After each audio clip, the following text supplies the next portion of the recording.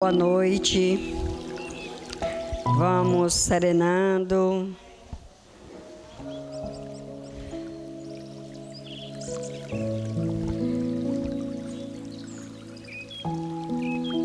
vamos buscando o nosso equilíbrio, serenando as ideias, respirando. Sentindo o ar adentrar os pulmões, respira, expirando, jogando gás carbônico para fora, para a gente ir sentindo que está vivo, estamos vivos. Vamos dar início a mais uma doutrinária desta semana que se aproxima dos festejos de São João, mas a gente vai ter ainda trabalhos, né? Até quarta-feira.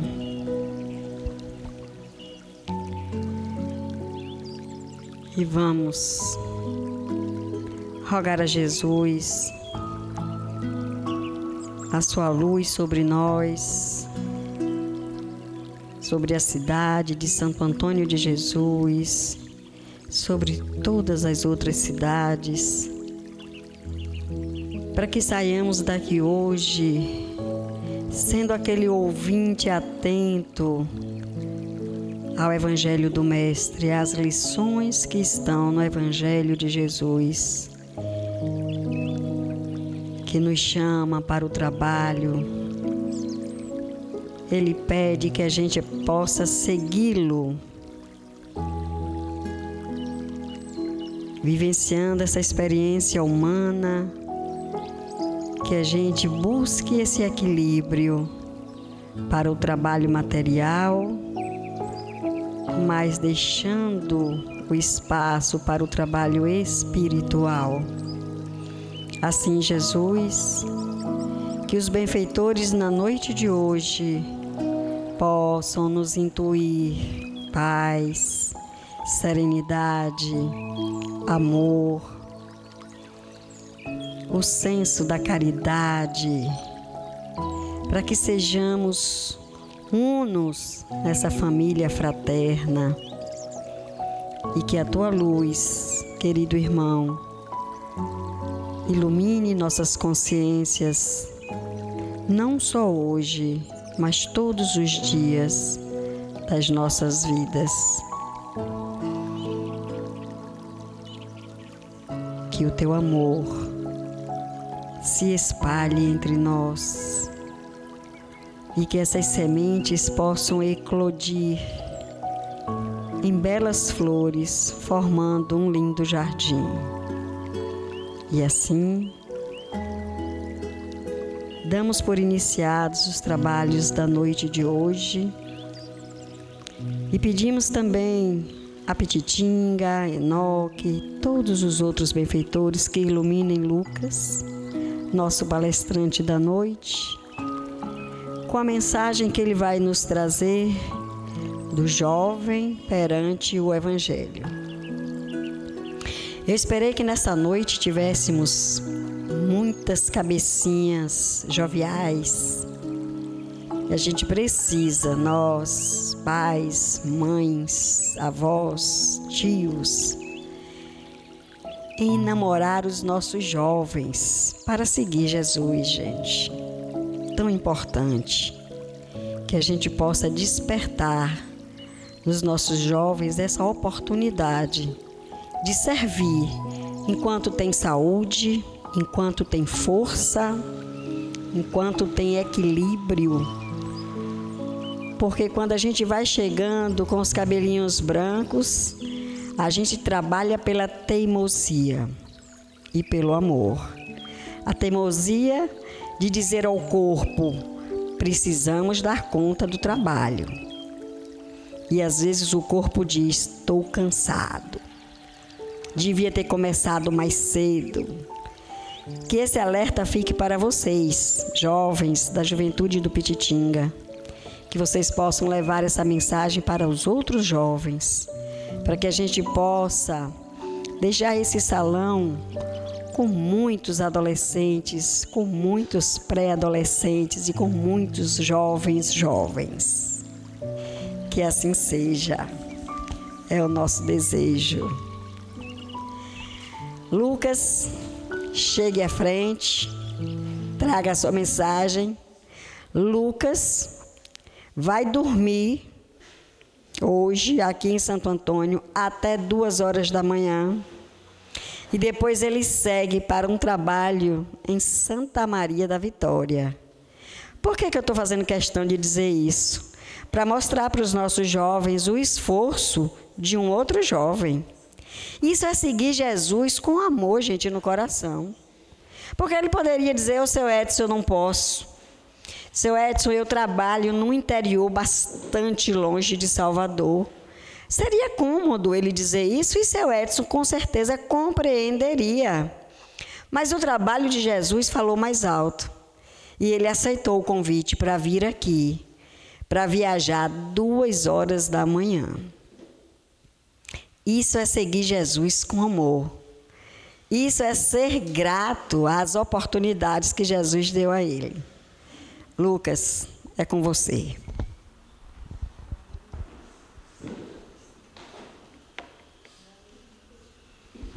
Muito boa noite a todos. Não poderia deixar de iniciar a fala sem elogiar essa casa que está tão linda. É minha primeira vez aqui e me chamou muita atenção.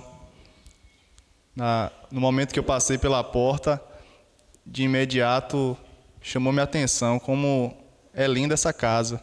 Aqui a homenagem, né, ao último livro psicografado por Divaldo Franco, pelo Espírito Bezerra de Menezes, um livro muito especial, Jesus e Nós. Quero cumprimentar também que nos receberam aqui, seu Edson, a nossa evangelizadora, os companheiros do centro, essa casa que nos traz uma energia tão boa, por nos ter recebido dessa forma. Então, é importante, me sinto no dever de fazer essas observações, porque o centro espírita, ele é um templo. Para muitas pessoas é uma casa, é uma escola, é um hospital para muitos. E é uma casa, em última síntese. Então, por isso que nós nos sentimos tão confortáveis, tão alegres com a oportunidade, porque nós sabemos que, conscientes da necessidade de realização, de autorrealização que nós temos, como jovens, mas acima de tudo como seres humanos, nós temos essa necessidade, né, de nos realizarmos, de preencher o vazio, de vencer as dúvidas. E o nosso prazer vem justamente desse Evangelho, que nos mostra como a maior proposta que a Terra pode nos oferecer, ou melhor, que a Terra não pode nos oferecer, porque não vem da Terra, vem de mundos superiores, é o maior remédio que nós temos. Então, a minha gratidão pela oportunidade, gratidão pelo acolhimento, pelo recebimento. Em 1868, foi publicado o último livro da codificação kardeciana, que é a Gênese, escrito pelo codificador Allan Kardec. Em A Gênese, o codificador tece algumas considerações a respeito da formação do planeta Terra e da evolução do mesmo planeta. Então, ele vai beber da fonte da geologia e das demais ciências a fim de explicar esses fenômenos de transformações, de mudanças, que, consequentemente, a Terra vai ter que passar a fim de progredir na escala dos mundos. Então, ele se apoia naquele princípio, naquela coluna de sustentação que é a pluralidade dos mundos habitados e a lei do progresso. Então, nós vamos encontrar que a Terra, ela se formou por um processo muito longo que a geologia explica e Kardec vai trazer em A Gênese a informação muito especial de que em todas as gêneses de todos os povos, de todas as religiões, a que cometeu menos erros, menos inapropriações, menos inadequações é justamente a Gênese mosaica. Então ele vai explicar, por exemplo, aquilo que nós conhecemos como os 7 dias, porque não podemos analisar as letras da Bíblia, do Novo, do Antigo Testamento, nos prendendo apenas à letra. Por isso a doutrina espírita é tão especial, que funciona para a gente como uma chave, abrindo os mistérios, desvelando. Por isso a ideia do véu, de descobrir aquilo que estava coberto. E Kardec segue nas mudanças pelas quais a Terra vai ter que passar, a fim de sair do plano de mundo de provas e expiações, a fim de alcançar o patamar de mundo regenerado. A Terra vai ter que passar por uma coisa que nós conhecemos, estamos bastante afeiçoados de ouvir, acostumados de ouvir, que é a transição planetária. É esse momento que estamos passando agora, de tanto caos, de tanta confusão, em que por um momento nós pensamos que parece que certas coisas não têm solução. Nos perguntamos para onde tudo isso vai. Só que há 2000 anos atrás, um homem já havia nos advertido que essas coisas aconteceriam. Então, conforme o registro de Marcos, ou João Marcos, em seu Evangelho, capítulo 13, Jesus vai falar sobre o sermão profético. Então, vai descrever muitas dessas coisas, as quais nós estamos vendo agora, que teríamos que passar, que experienciar. Então, é quando ele vai falar: quando ouvirdes de rumores de guerras, quando houver fome, quando houver pandemias, quando em uma casa, havendo 5 pessoas, 3 forem contra as 2 e as 2 forem contra as 3, ainda não terá acabado. Porque importa que nós passemos por tudo isso, a fim de que o planeta evolua na escala dos mundos e nós possamos estar de acordo com o nosso merecimento em uma terra feliz. Então, nessa dinâmica, Kardec vai trazer outra informação muito interessante, que é sobre a geração nova. A geração nova, ao contrário do que as palavras podem indicar, não diz respeito a uma geração material, no sentido que nós podemos entender conforme a sociologia. Geração nova não diz respeito, por exemplo, geração Z, aos millennials, não é nada disso. A geração nova diz respeito a uma nova geração de espíritos, uma linha de espíritos que passarão a encarnar na Terra a fim de direcionar esse mundo para um novo patamar que ele vai ter que ocupar no universo, ou seja, saindo de mundo de provas e expiações para mundo regenerado. Só que, quando ele fala isso, nós não podemos entender que na Terra, de uma hora para outra, apenas encarnarão espíritos superiores. Ele mesmo vai explicar. Não quer dizer que na Terra só vai ter Franciscos, Chicos, Joanas, Paulos, Divaldos, exatamente. Não, a geração nova somos nós, os imperfeitos, somos nós os que trazemos o corpo com feridas abertas de todos os matizes, os nossos conflitos, as nossas dúvidas. Somos nós os problemáticos, somos nós os cheios de vícios, mas com um diferencial, que é a predisposição para o bem, que é a boa vontade para colaborar com a mudança do nosso mundo, da nossa terra.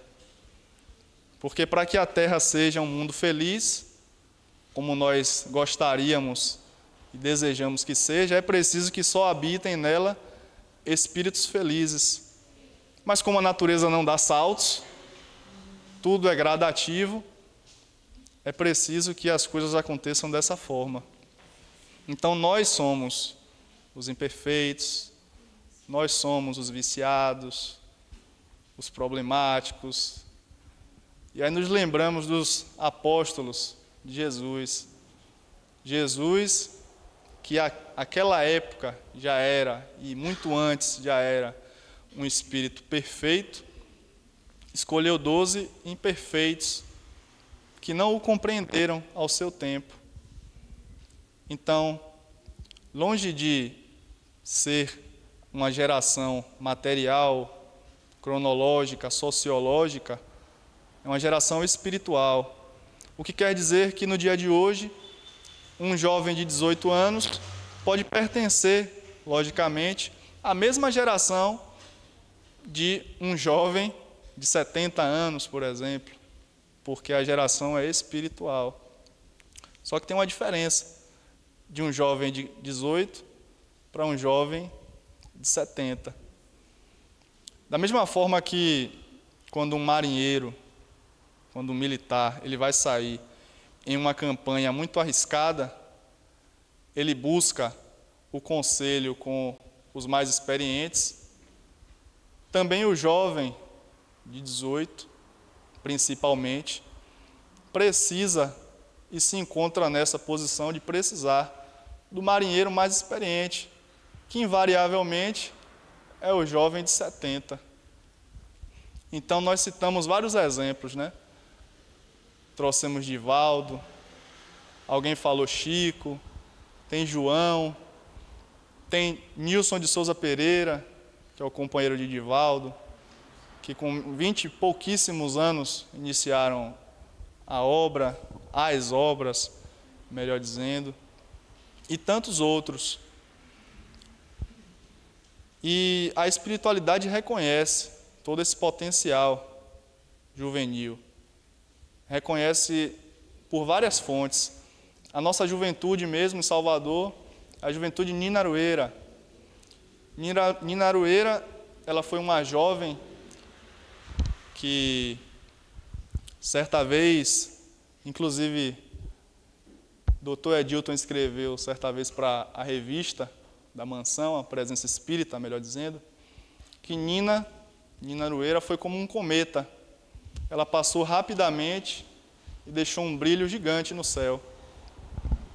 E Nina, em suas obras, ela só se tornou espírita no final da vida. Ela tem esse caráter de impulsão, de levantamento, de motivação, de dizer, vamos lá, minha juventude, porque a gente não quer ser. Vamos querer ser, vamos nos levantar, vamos fazer esse sol interno brilhar, vamos colocar a vontade que nós temos, porque ser jovem é isso, né? É aquela energia, é a vontade. E quando eu falo jovem, eu não estou excluindo, não estou falando do jovem de 18, excluindo o jovem de 70, não, viu? Pelo amor de Deus. Porque alguém diz assim, Divaldo Franco, para mim, foi a pessoa mais jovem que eu já conheci, trazendo a questão da jovialidade, de que independente de idade, a vontade de aprender, a boa disposição de estar ali, nos 98, disposto, na luta, no combate, independente de qualquer coisa. E o Espírito Emmanuel, comentando as cartas de Paulo, no versículo Paulo diz, ninguém despreze a sua mocidade. Pelo tempo era mocidade, hoje a página seria intitulada Juventude. Então Paulo diria, ninguém despreze a sua juventude, não despreze a sua juventude. E Emmanuel, comentando esse versículo, vai escrever a página do moço espírita, ou do jovem espírita, a página do jovem espírita.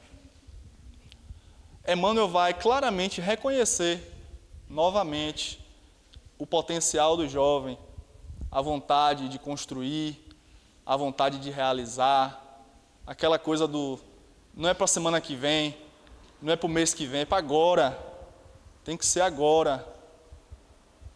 Aquela gana, aquela vontade de construir. Só que, como o jovem, ele sempre acha que ele sabe de tudo, o jovem acha que sabe de tudo, Emmanuel puxa a orelha também. Ele fala bem assim: direito sem dever é vocábulo vazio, ou seja, é palavra vazia, é palavra ao vento. Então nós não podemos exigir sem ter nos colocado à disposição. Não podemos reclamar sem antes ter nos doado. Isso nos chama a atenção para um dever que nós temos como jovens, como filhos, que é aquele dever de reconhecimento, o dever de gratidão, o dever de lembrar que se nós estamos aqui, não somente no centro espírita, no movimento, mas na família, na escola, reconhecer que se nós não estamos fazendo um esforço para gozar de um conforto, alguém fez esse conforto, ou melhor, alguém fez esse esforço. Como diria um estudioso dos anos passados, se eu vi longe, é porque eu estive nos ombros de gigantes. Então é esse dever de que, se nós temos o potencial de realização, a humildade, o dever de gratidão também nos impõe considerar que o diálogo das gerações, agora gerações no mundo, esse diálogo ele tem que acontecer dos dois lados, do jovem há menos tempo para o jovem há mais tempo e vice-versa. E aí nós falamos de vários jovens. E como falamos de Paulo, porque Emmanuel, escrevendo a página do Moço Espírita, está comentando um versículo de Paulo, nós temos o dever também de nos lembrarmos de um colaborador de Paulo, que tinha só 13 anos. Alguém tem 13 anos aqui? Pois é. Ele é reconhecido hoje pela humanidade como santo, só que ao tempo dele, como jovem, ele também era jovem como nós. E nós aprendemos que o jovem, ele passa pelas fases comuns, ele tem as necessidades, é uma fase muito particular da vida. Só que quando nós analisamos a vida de Timóteo, que tinha apenas 13 anos, no primeiro contato com Paulo, nós percebemos que a juventude não é problema, que as dúvidas não são problema, que os conflitos, que tudo isso, quando nós colocamos a serviço do Evangelho, a serviço de uma causa nobre, e por que não dizer da maior causa que existe no mundo, tudo isso se torna solução. O Novo Testamento, a maior parte dele, ele é composto das cartas de Paulo, são 14 cartas. E no livro Paulo e Estevão, que é um livro muito especial, eu já ouvi dizer, inclusive, que quem nunca leu Paulo e Estevão começou a encarnação com o pé errado, de tão bom que é esse livro. Ele vai trazer 14 epístolas. Dentro dessas 14 epístolas, Emmanuel, que é o autor de Paulo e Estevão, ele traz a informação de que Paulo sempre buscava a companhia dos companheiros para escrever as epístolas. Então, aquela emoção que ele às vezes estava faltando, aquele cansaço que por conta das lutas, que por conta dos esforços de sair caminhando centenas de quilômetros para fundar uma igreja, aquilo que faltava nele, ele buscava nos companheiros. Então, não seria exagero dizer que nas cartas de Paulo nós encontramos um pouco de Paulo e amigos, Paulo e Timóteo. um jovem de 13 anos, um adolescente recém-saído da infância.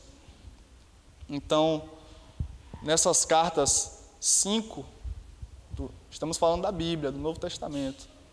5, Timóteo foi co-remetente, quer dizer, assinou junto com Paulo. Em mais da metade, Timóteo é citado, ou seja, ele estava ali na arena junto com Paulo, estava ali sofrendo junto, e acima de tudo acreditando naquela ideia, acreditando naquela promessa de uma vida melhor, acreditando em uma causa, abraçando até o fim. Então, nós nos identificamos e precisamos nos identificar com esses exemplos, porque aí nós vemos que houve outros como nós, e nós podemos pegar o embalo e seguir, e ver Paulo, e ver Timóteo, e ver Divaldo, e ver Chico. É lógico que, sendo espíritos de primeira grandeza, muito à frente de nós, não podemos nos comparar, e seria até injusto, cruel com nós mesmos. Só que é salutar nós tentarmos seguir o exemplo, nos empolgarmos com as conquistas, tentarmos fazer parecido. Então, a intenção da abordagem sobre Timóteo, ela tem 2 eixos. Primeiro, o potencial de grandeza do jovem, personificado em Timóteo. E segundo, o diálogo de gerações, porque mesmo Timóteo estando presente com Paulo, dando mostras incessantes do seu potencial de colaborador do Evangelho, nós ainda assim encontraremos muitos conselhos no Evangelho, nas cartas. 2 foram endereçadas a Timóteo. Conselhos como foge das paixões da mocidade, conselhos como sofre comigo as aflições. Então, o primeiro contato de Timóteo, desse jovem de apenas 13 anos com Paulo, foi na cidade de Listra. Chegando na cidade de Listra, Paulo tinha uma carta de recomendação de alguém muito especial, que era Onesíforo, que é tio-avô de Timóteo. E quando Paulo chega em Listra, ele é recebido pela mãe e pela avó de Timóteo, Lóide e Eunice. E eles recebem Paulo de uma forma muito especial, muito carinhosa. Porque Paulo, onde chegava, ele queria trabalhar. Ele não chegava e se esparramava para gozar ali do asilo, de alimento. Ele queria sempre estar mantendo as próprias condições. E quando ele chegou em Listra, ele falou: nós vamos trabalhar. Ele era tecelão, quer dizer, algo como um costureiro, fazia tapetes. Ele disse: nós vamos trabalhar. E aquela família tão desejosa de receber os missionários de uma forma carinhosa, insistiram com argumentos tão fortes que ele acabou por ceder. Mas aqui é um povo muito pobre, é uma comunidade muito carente, e nós não temos tendas. E as poucas que tem, não vende nada. Como é que você vai colocar a sua tenda? Não vai dar certo. Então, ele se permitiu ficar 3 dias descansando com aquela família. E no sábado, ele se dirigiu à praça pública, porque na cidade de Listra não tinha sinagoga. A cidade era tomada por um espírito pagão muito forte. O misticismo dominava as pessoas. E quando Paulo chega na praça pública, ele se coloca para falar, para anunciar o Evangelho de Jesus, da forma muito característica que ele fazia. E com aquele verbo retumbante, que por analogia a gente acaba se lembrando de Divaldo, ele inicia trazendo as profecias que previam a vinda de Jesus, fala dos feitos, pinta as paisagens da Galileia. Só que quando ele começa a falar das curas, ele percebe que no meio da multidão, um pequeno grupinho começava com a galhofa, com a zombaria, porque Paulo tinha começado a falar das curas que Jesus fazia. E aí ele se inflamou no seu discurso e lembrou de Estevão. Ele tinha visto, ainda na condição de Saulo, perseguidor, Estevão curar uma jovem muda. E lembrando daquilo, ele percorre o olhar pela multidão e vê um homem conhecido pela cidade que se arrastava pelo chão na condição de mendigo. Ele observa o grupo que se acabava de dar risada e fala com o homem que estava ao chão: meu amigo, em nome de Jesus, levanta-te. Quando o homem se levantou, meus amigos, foi um corre-corre, foi uma gritaria, reações diversas, gente se ajoelhando porque os deuses teriam descido dos céus, gente correndo para anunciar a notícia, porque ali se tratava de um mercado, o comércio de frutas, verduras, carne. No momento da cura, ninguém se lembrou do que estava comprando, foi coisa caindo no chão, troco ficando, né? E não durou muito para que chegasse um sacerdote de Júpiter com 2 bois trançados, cheios de flores, engrinaldado, para anunciar o sacrifício que seria feito para Paulo e Barnabé, que não mais eram Paulo e Barnabé, ali já eram Júpiter e Mercúrio. E aí se inicia a saga, porque no momento em que Paulo e Barnabé não aceitam aquelas honrarias, logicamente, e o sacerdote se desaponta muito, e as autoridades da cidade se desapontam muito, porque a ingratidão humana, e isso faz parte da nossa natureza, infelizmente, de simples e ignorantes, de trazendo as nossas imperfeições, nós não sabemos reagir, como não soubemos, não somente com Paulo, mas também com o Mestre Jesus. Não soubemos apreciar a bênção que foi a mensagem do Evangelho.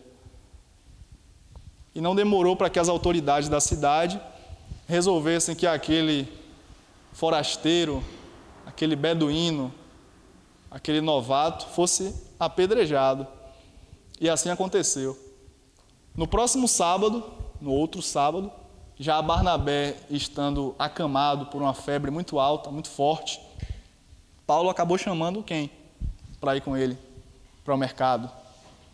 Timóteo. Timóteo foi junto com Paulo para a pregação, no sábado, na praça pública. E quando eles chegaram lá, o circo já estava armado. Tão logo Paulo subiu a uma tribuna improvisada por pedras, quando ele iniciou, as primeiras palavras começaram a chover pedras em sua direção. Timóteo, vendo aquilo, com apenas 13 anos, começa a gritar, fica aterrorizado, como qualquer um de nós ficaria, vendo Paulo ali sendo apedrejado, imaginando que seria morto. E é no momento que ele grita que alguém com um débito de gratidão por Paulo tampa a boca de Timóteo e fala com ele: calado, se você quiser ser útil, calma, espera passar e vamos agir. Quando cessam as pedras, quando cessa o ataque e Paulo já está ao solo, semi-morto, aquele companheiro, Gálio, tem a ocasião de fazer o seu célebre gesto de ironia, como se concordasse com a multidão, dizendo: o bruxo já está morto. Na verdade, ele só queria convencer as pessoas a terminarem com o ataque, porque a intenção dele era salvar Paulo. E aí, juntamente com Timóteo, eles arrastam Paulo para fora da cidade e, tendo ele que sair para buscar ajuda, quem fica incumbido de dar os primeiros socorros, ali de literalmente trazer Paulo de volta da morte, é justamente Timóteo. Imagine, com 13 anos, você ter que fazer os primeiros socorros em alguém e esse alguém ser ninguém menos que Paulo de Tarso. Então é essa predisposição, é essa vontade, é esse estar pronto, é essa confiança, porque não era apenas um jovem, era um jovem, é certo, com todas as dúvidas, com todos os conflitos, mas também com um diferencial, como aquela geração nova que Kardec traz em A Gênese. Os imperfeitos, os fracos, mas com um diferencial, que é a boa vontade. E aí nos lembramos também, porque um espírito passou muito silente, muito anônimo pelo Novo Testamento, que nos encanta profundamente, que foi José. José, pai de Jesus. Se fala muito pouco sobre José, mas pensemos, houve um momento em que Jesus ainda estava na barriga de Maria, Maria impossibilitada de tomar maiores atitudes por conta da gravidez, devendo eles fugir da cidade por conta de toda daquela situação de perseguição. Deus confiou a José a proteção de Maria e de Jesus. Então nós fazemos essa analogia porque nos traz a ideia que nós temos conversado. A geração nova, a vontade, o jovem, esse sol que brilha internamente, esse querer, tudo isso nos traz esses insights que nos fortalece, que nos empolga. Só que o socorro de Timóteo na direção de Paulo não era apenas material, é também emocional.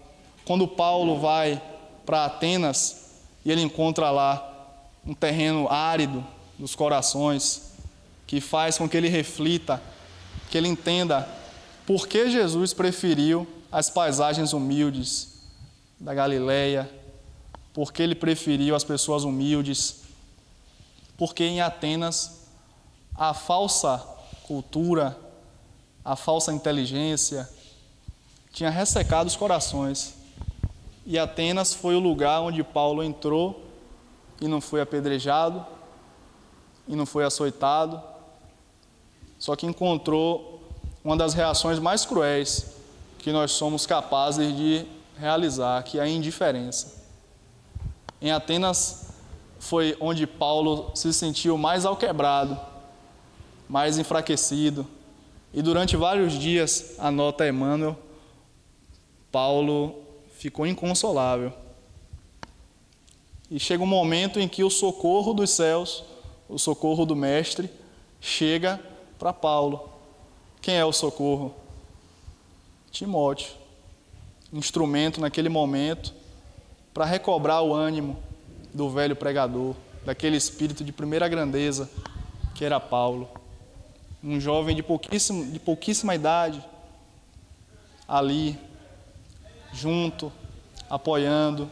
E tão grande foi o impulso que Paulo se empolgou tanto que Timóteo estava sugerindo que eles tomassem uma rota alternativa na viagem para que não pegassem tanta dificuldade, porque o costume da viagem era a pé, sol a pino, no deserto, sem Uber e sem lanche, sem parada.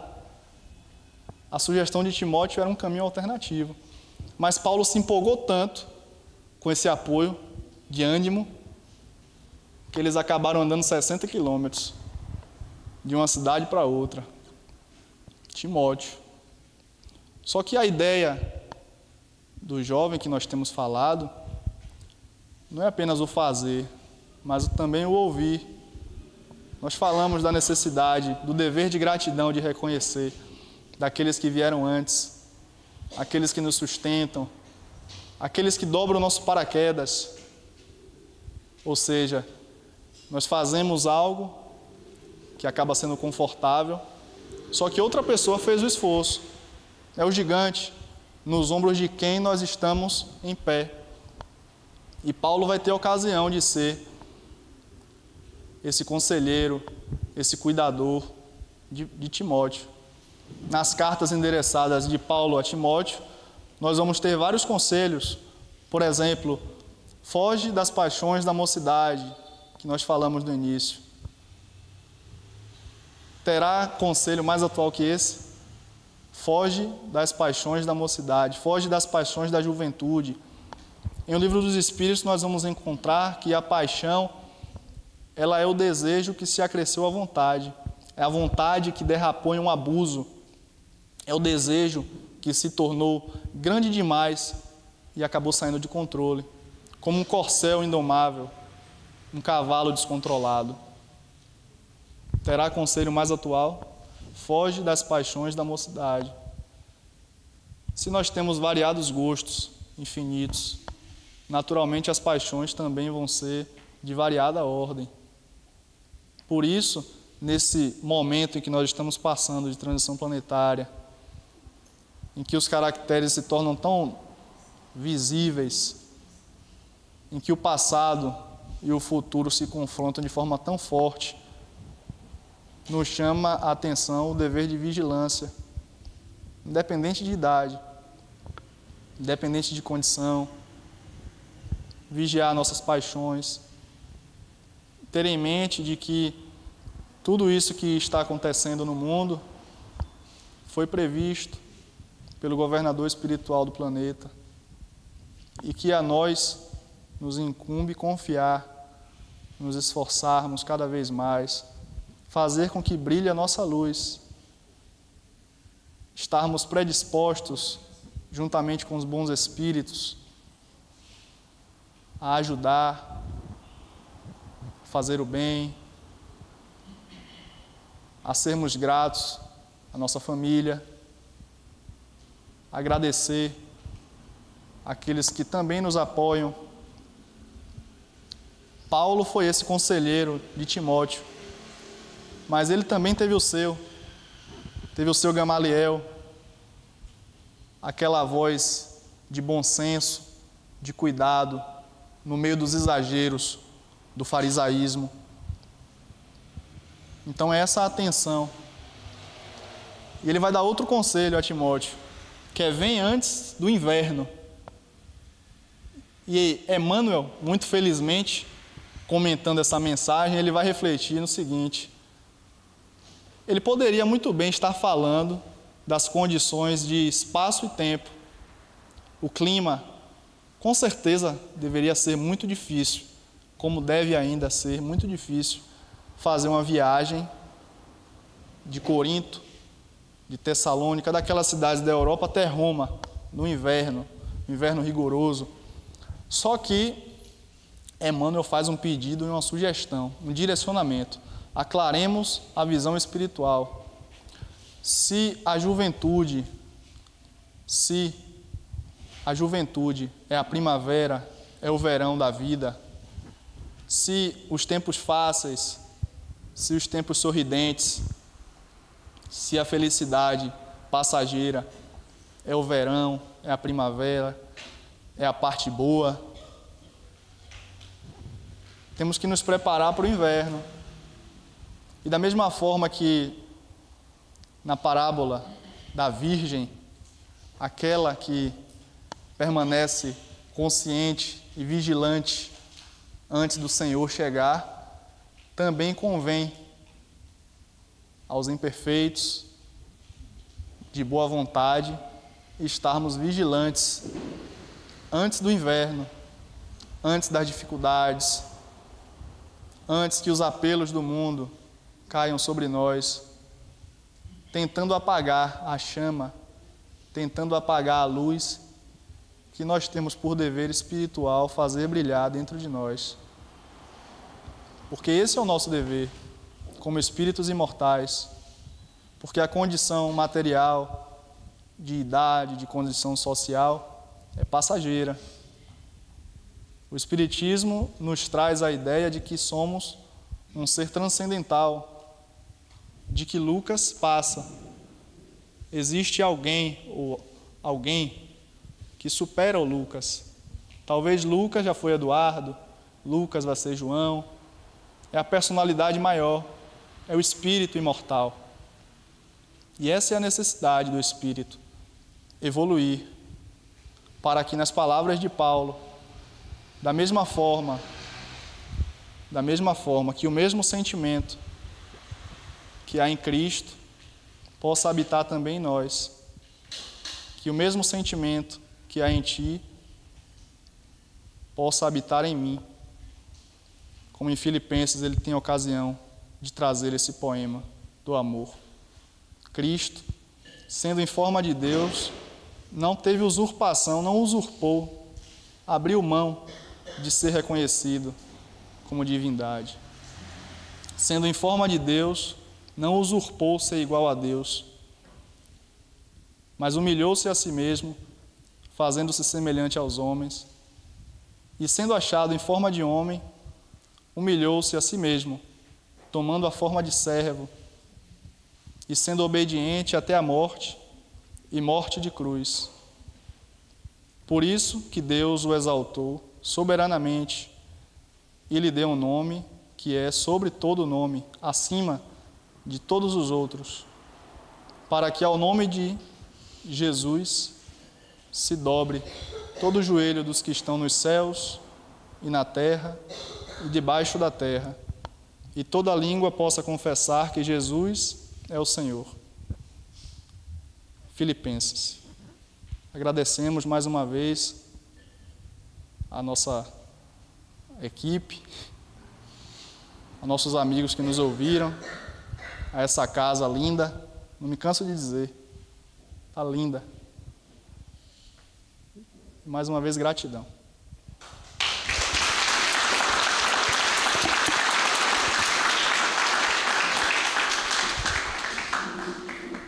Daqui a pouco eu te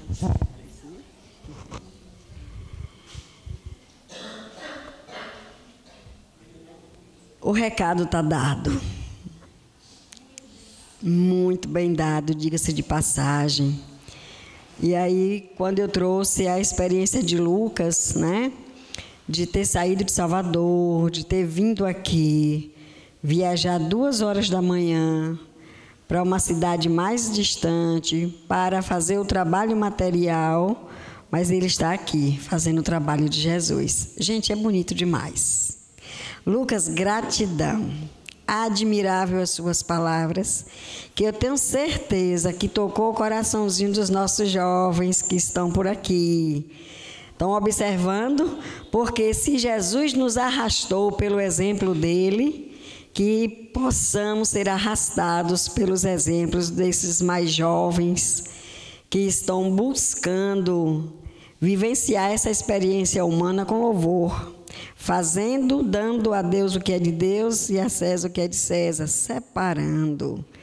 Então, que todos nós que aqui estamos, já jovem, não tenho 70, mas 66, que eu possa ser esse jovem Lucas, arrastando, né, esses nossos jovens adolescentes para este trabalho. Assim como arrastando esses jovens aí de 20, de 30, são jovens também. E se a gente não tomar as rédeas agora, enquanto temos 25, 26, 29, 30, 40, vamos esperar envelhecer para dizer, e agora? Quero fazer o trabalho, mas não tenho mais força. Porque a gente também não se cuida. Então, está no tempo. Aí Lucas trouxe Timóteo com 13 anos, vocês levantaram a mãozinha dos 13 anos, mas a gente tem a irmã Dulce com 14, que olhou e disse assim, minha função aqui não é essa. E arregaçou as mangas e foi trabalhar. Então, que a gente possa arregaçar as mangas e separar um tiquinho de tempo para que a gente possa deixar para o trabalho de elaboração do Espírito, não é? E que os jovens possam. A nossa juventude se encontram todos os sábados, de 15 às 17. É muito tempo? 2 horinhas que a gente dedica ao trabalho para Jesus. 2 horinhas. Será que 2 horinhas vai fazer um estudante perder a prova? Será que ele vai estudar para a prova justamente naquelas 2 horinhas? Ou, se ele vier, vai dar uma aliviada no juízo e, quando voltar, vai estudar e vai aprender o assunto? Porque o trabalho aqui é divertimento. A gente trabalha dando risada, brincando. Nosso lanchinho, é como disse Lucas, a gente tem o lanchinho, a gente tem a carona, ninguém anda aqui quilômetros, porque não tem o Uber, mas tem o carro da carona, tem a bicicleta, e dá para vir. A gente pode reorganizar. O que é que a gente precisa? Nós, jovens de 60 a mais, enamorar esses jovens de 60 a menos para participar do trabalho do mestre, gente. É isso que a gente precisa. E aqueles que estão com 9, né, João? Com 13, com 21, né, Elisa? A gente arrasta. Porque a gente diz assim, não, vamos lá. Elisa foi da nossa infância. Vinha pelas minhas mãos com 3 anos de idade. Trazendo Elisa com 3 anos de idade, eu consegui trazer o pai, a mãe. Né? Hoje a Elisa está evangelizando os outros pequenininhos. É a tarefa, gente. É a coisa mais linda do mundo, é o trabalho de Jesus. A gente só precisa incentivar, porque as paixões do mundo engolem os nossos desejos mais sãos. Vamos lá. Então, Lucas, muito obrigado. Que Jesus te acompanhe 2 horas da manhã, meu irmão, nesse frio, hein? Coitadinho. Mas você vai ter força e vai se sobrepor ao frio de Santo Antônio de Jesus. Amanhã, vou fazer o sorteio, só um instantinho. Amanhã nós temos um encontro. Olha, eu estaria ali, viu? Mas eu troquei com nossa irmã Néa. Amanhã quem vai estar ali no meu lugar é Néa, e eu estou aqui no lugar dela hoje. Amanhã nosso irmão Alberto, que vai trazer mais uma doutrinária com o tema os superiores e os inferiores. Espera aí, Genivaldo, dê um instantinho só. Vamos aqui no livrinho... De 1 a 48. Lucas, diga aí, de 1 a 48, um número. 14. Rita de Cássia de Jesus Silva.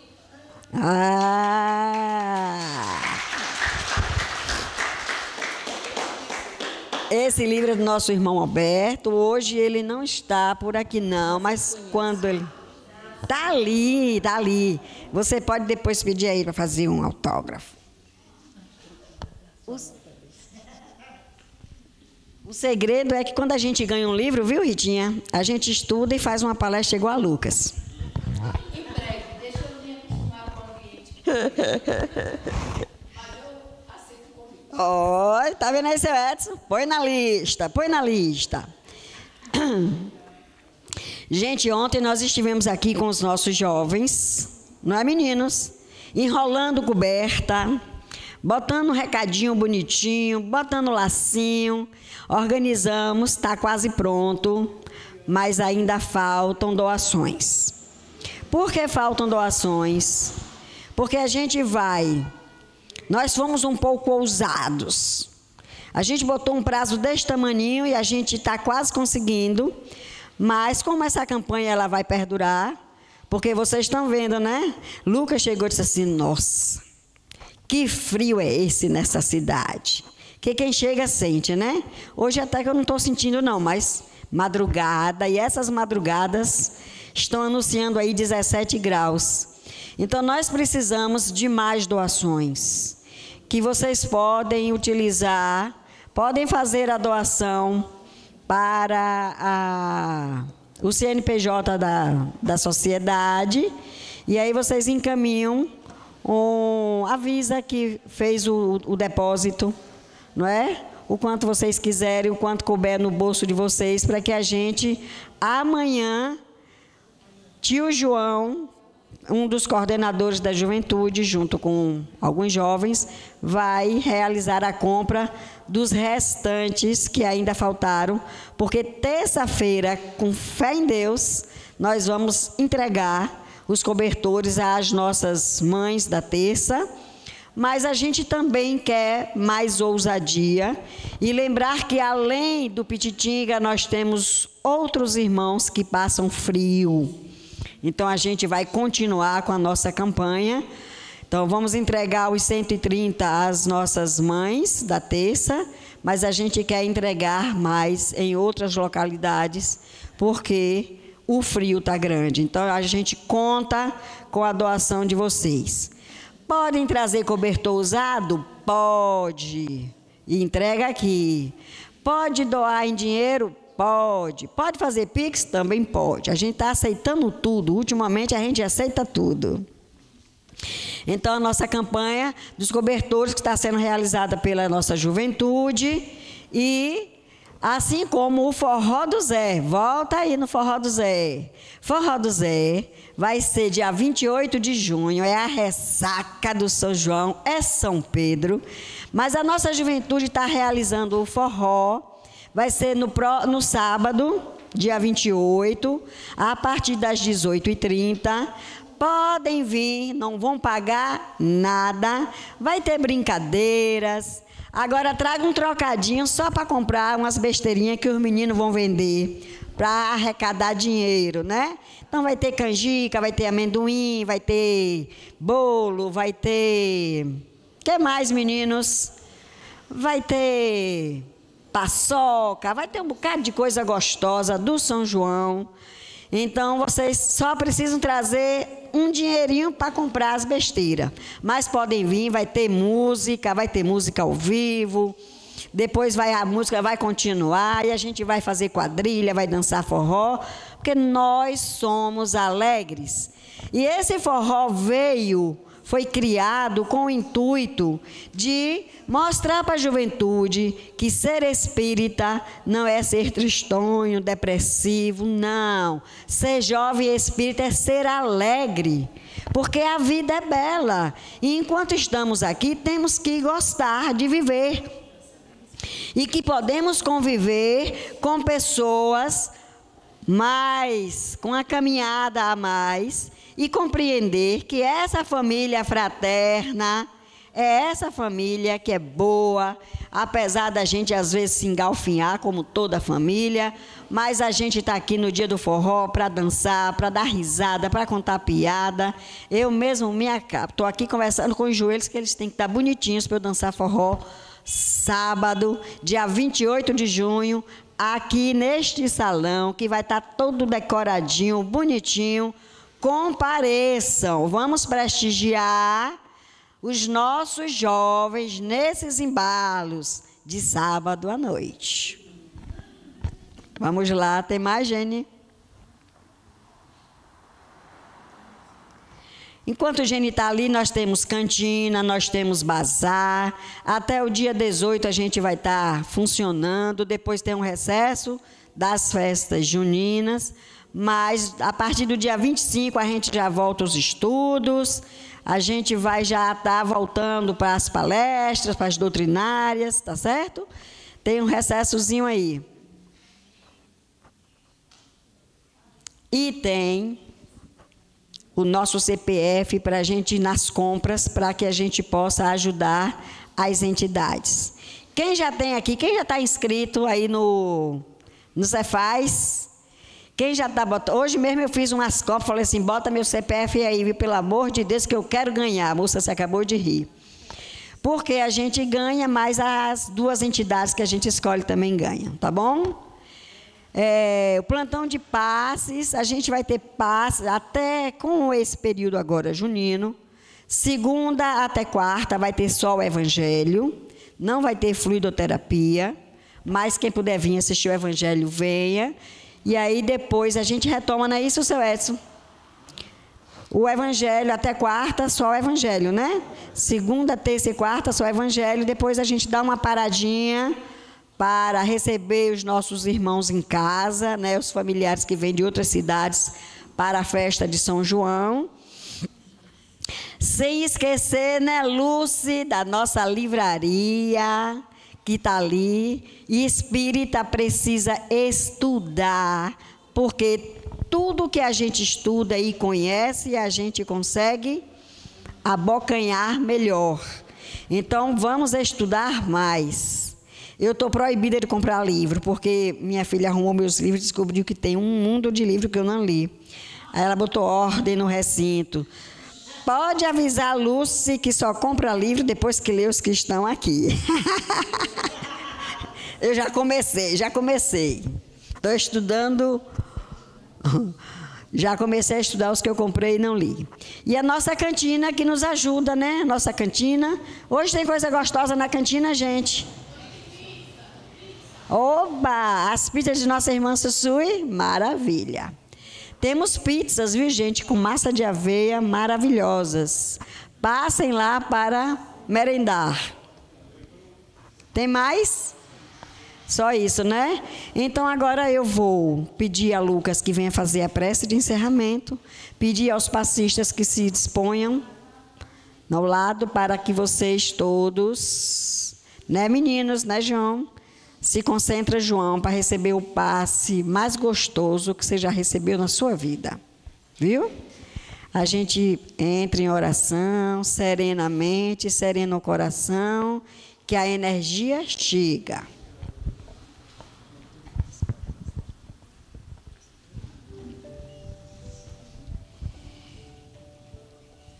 Senhor e Mestre Jesus, nós te agradecemos por essa oportunidade tão rica de estarmos na tua casa, de estarmos nos preenchendo dos fluidos do mundo espiritual, de estarmos aqui nos alimentando do nutriente da alma, que vem diretamente da fonte dos teus emissários, os espíritos do bem. Oramos pelos companheiros de mediunidade aqui presentes na aplicação do passe, para que possam funcionar como os teus instrumentos na manutenção das boas energias, na higienização do ambiente, para que possamos retornar aos nossos lares com o coração leve, com a mente tranquila, mas acima de tudo, com a confiança no teu amor, na tua justiça,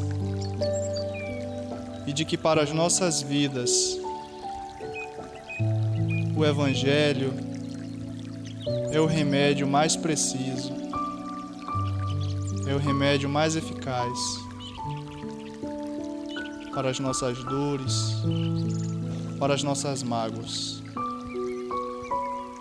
Agradecemos, Senhor, por todas as bênçãos e pedimos que continues a nos abençoar, a nos proteger, assim como as nossas famílias, aos nossos amigos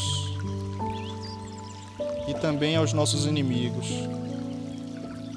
Pedimos por todos aqueles que vêm a esta casa em busca de auxílio, em busca de amparo, tanto os encarnados como os desencarnados, aqui presentes,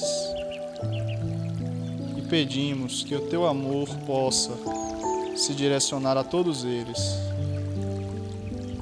Permanece, pois, conosco, Senhor, inspirando-nos, protegendo-nos, que assim seja.